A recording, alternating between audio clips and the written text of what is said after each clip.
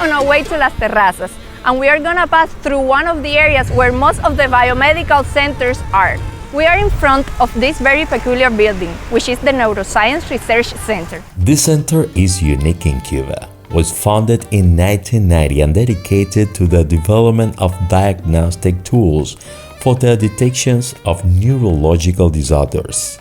It is responsible for the invention and manufacture of equipment to carry out neurophysiological studies such as detection of auditory alterations in the newborn, electroencephalogram, sleep studies, and neuromuscular conduction studies. They have several lines of investigation, such as the neurodegenerative diseases, the dementia, or autism. Because of the COVID, all of the line of research are on hold, but they continue the production of other stuff, such as the swabs for the test for COVID and the ventilator for people with severe breathing diseases.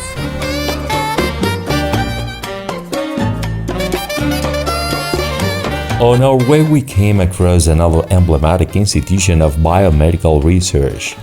The Finlay Institute was founded in 1991 and is dedicated to the production of vaccines, being a benchmark in the sector worldwide. We are on the Finlay Institute.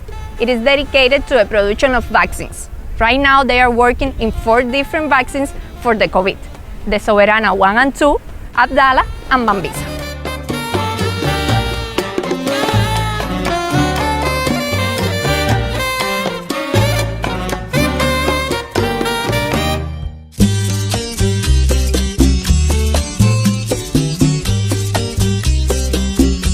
We continue our journey to the remote town of Las Terrazas, located in the western mountain range of the country in the province of Artemisa.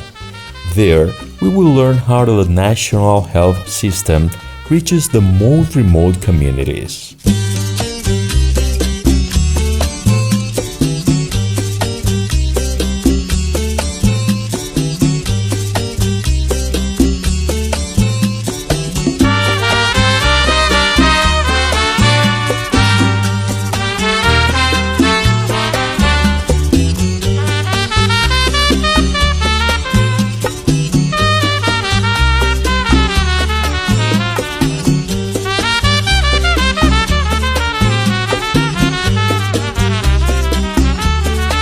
In the early years of the 60s, the Cuban government founded the Rural Medical Service. It has the purpose of guaranteeing the medical care in rural areas. In 1984, this experience merged with the Family's Doctors programs.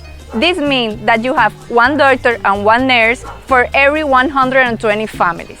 Even in this small community in a mountain, we can find a very well-established healthcare system. Let's go visit one of these doctors' offices.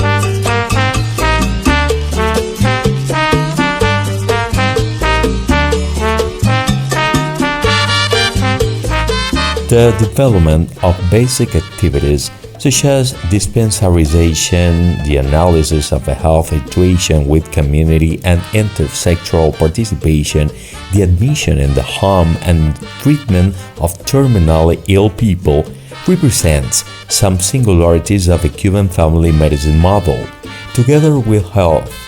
Besides health promotion, disease prevention, and rehabilitation actions, they guarantee the fulfillment of the main objective of a program: to improve the health and life quality of Cuban people.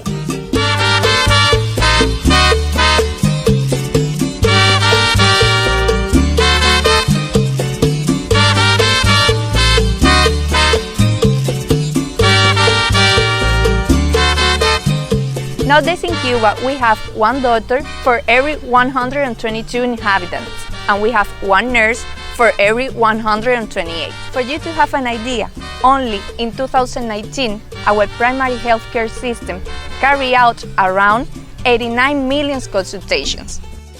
Cuba is one of the aged countries in the region, with 2,328,000 older adults, which represents 20.8% of the total population.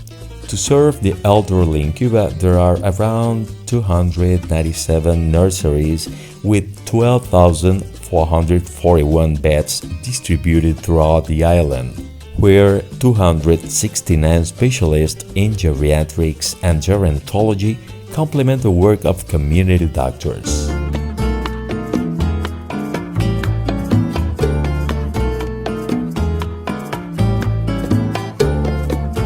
We would love to stay in Las Terrazas. It's such a beautiful and peaceful place, but we have to return to Havana.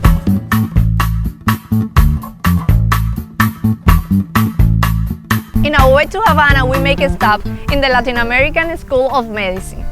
This school has a program that offers from 20 to 30 scholarships for young people of low income that come from the USA. Thanks to this school, around 170 Americans have become doctors. The medical university was founded in November 1999 with the objective of training low-income youth from Latin America and the Caribbean.